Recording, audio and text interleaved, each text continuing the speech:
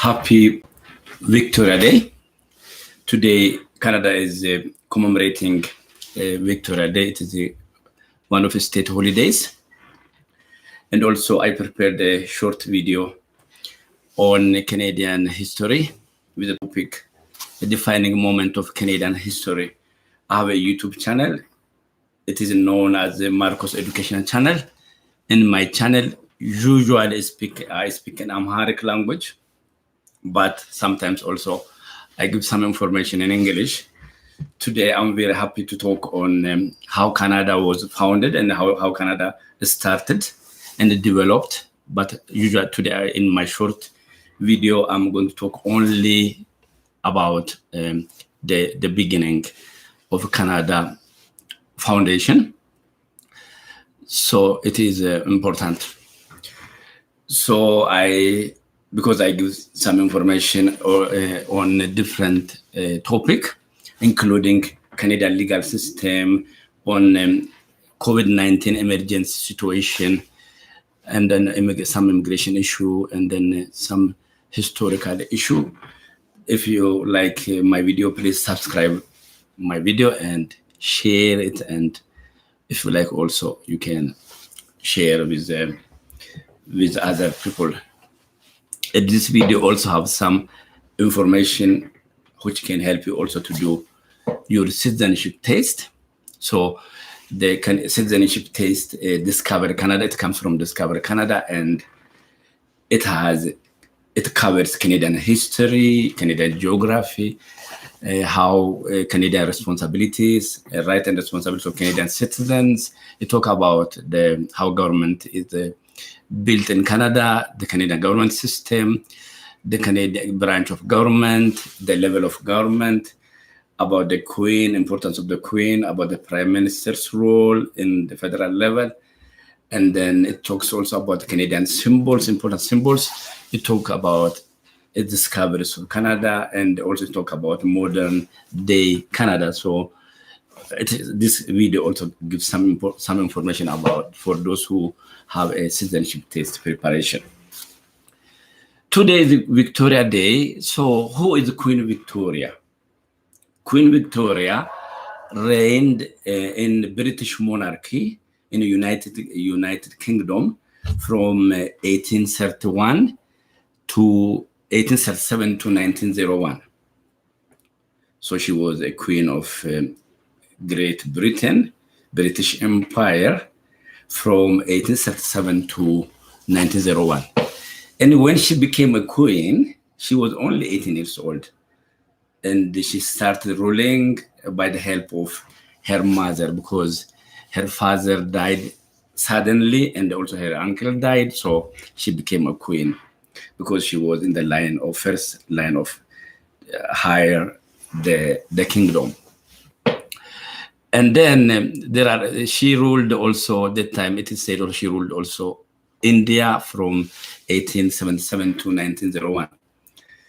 She is the longest reigning queen in British history. She ruled in British Empire for 63 years.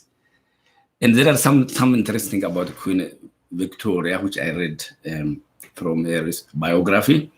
One is she was very short, only 1.5 meters or 152 centimeters.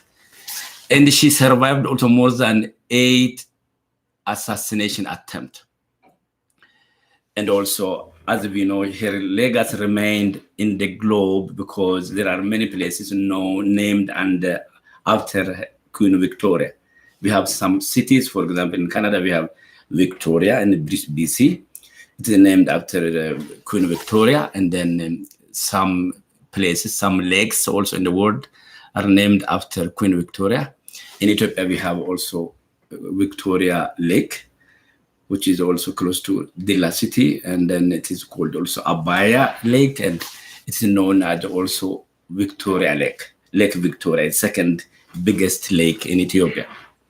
So we have her name in different cities and different lakes and different streets, and she's very important. As we know, in England, the absolute monarchy era was over in 1688. And then since then, the British Empire has only constitutional monarchy, not absolute monarchy. So it is a constitutional monarchy. Now today we have Queen Elizabeth II. So that's a short thing I can say about Queen Victoria. Now I go to the how Canada, to the history which can tell us how Canada was founded.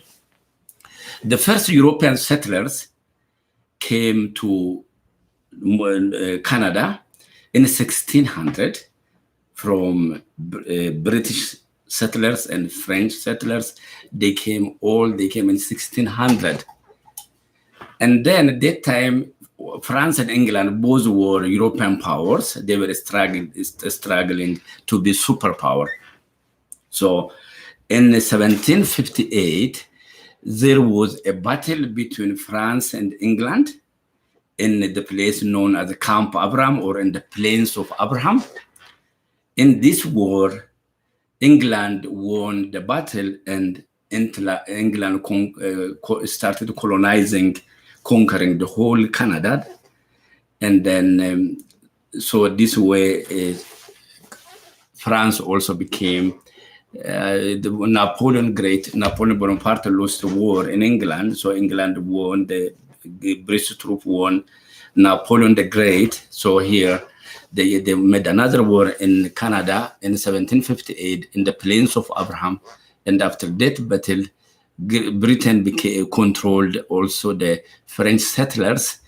But slowly this place, which is close to in central Canada, this place is near St. Laurent, Great River St. Laurent. That area later became the province of Quebec. The province of Quebec in 1774, British Parliament gave a special freedom, constitutional freedom, to French settlers who were living in the province of Quebec. So they were Catholic. French settlers were Catholics. They were living in Quebec. In the rest of Canada, they were Protestant. So the French settlers were allowed to follow their own original religion, native religion, which is Catholic, by this constitution. So this constitution is known as the Quebec Act, the Act of 1774. So through this act, Canada for the first time recognized religious freedom, and they gave this freedom to French settlers in the province of Quebec. So Quebec people were allowed to follow the Catholicism and also to have their own elected representatives. And then also later, in 1840, we have Lower Canada and Upper Canada founded the province of Canada. This Upper and Lower Canada later became Ontario and Quebec. So these two places became like one province, Lower Canada and Upper Canada, Quebec and Ontario. And then we have also Nova Scotia. They have their first representatives in 1848. And then Nova Scotia and then New Brunswick, Ontario and Quebec, these four provinces together, they founded the Confederation of Canada, the Dominion of Canada, or the Country of Canada, on July 1, 1867. So that is how Canada was founded. The country Canada was established, became a country by four provinces joining together and creating one country known as the Dominion of Canada, or Canada. So Canada was founded, established by four provinces joining together. But it became like a federal state in a sense that the provinces had also their own right. They can run education, healthcare, and highways. And then other thing is responsibility of other important things like defense, foreign affairs, taxes. These are also the responsibility of federal government. So Canada, even in modern time, has this level of government: federal level, provincial level, and municipal level. So this is how Canada is governed. So if there is a question which says the three level of government is federal level, provincial level, and municipal level or local level. This is how Canada is governed, and it is governed without any problem in a harmonious way. So until today, since 1867, for more than 150 years, Canadian provinces joined together to found one country, and its provincial and territorial government and the federal government share responsibilities, and this goes in a harmonious way, and there is no problem and no conflict. There is also known as equalization, which means the richest province shares the rich or the money or the wealth with the province which is less economy. So this is how Canada government is built up to today. But the four provinces joined Canada when Canada became a country in July 1, 1867. What about the rest of provinces? The other provinces joined, for example, in 1870, Manitoba and the Northwest Territory, they joined Canada. In 1873, Prince Edward joined Canada. In 1905, Alberta and Saskatchewan joined Canada. In 1941, Newfoundland and Labrador joined Canada. And in 1999, Nunavut joined Canada. This is how slowly all the provinces and territories we have today, 10 provinces and 7 territories, joined together to found Canada, and Canada is governed today in this way.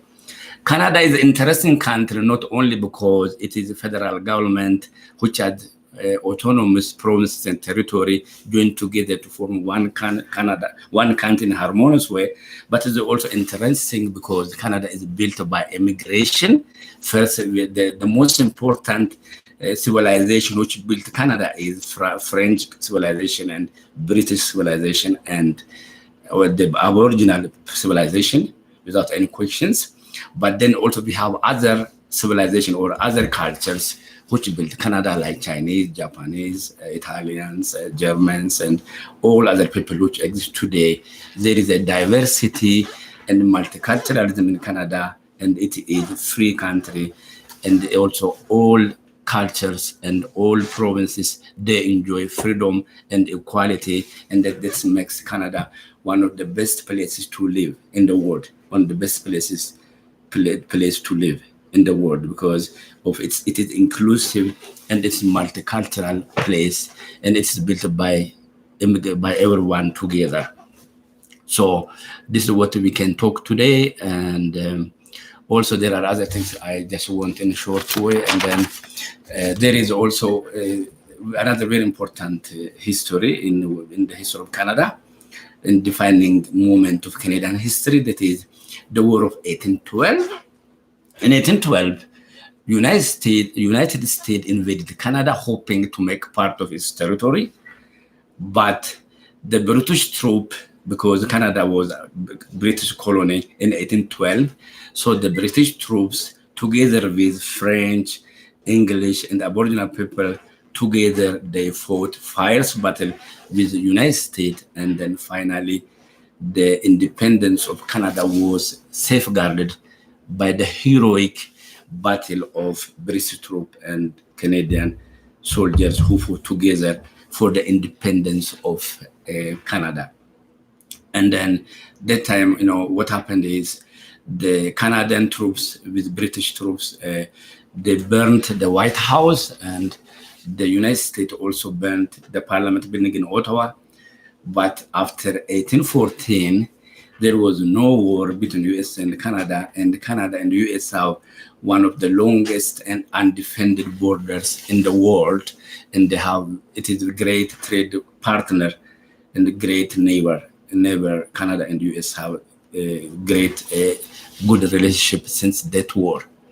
So in history, we can see there is a war and battle and different historical thing which happened, but the important thing is to forget that and to start living together and to start to live a new life. And then that can give a good example for immigrants who came from the places where there is still war and battle, and then there is no problem. There is a lot of problem, and because of that problem, I think many immigrants came to Canada to live here in peace and freedom, and to build this big country, the largest, one of the biggest, the second biggest country in the world. So this short video I'm talking about today, if you like my video, please try to subscribe it and share it. And happy Victoria Day, and have a good day and a good night. Thank you.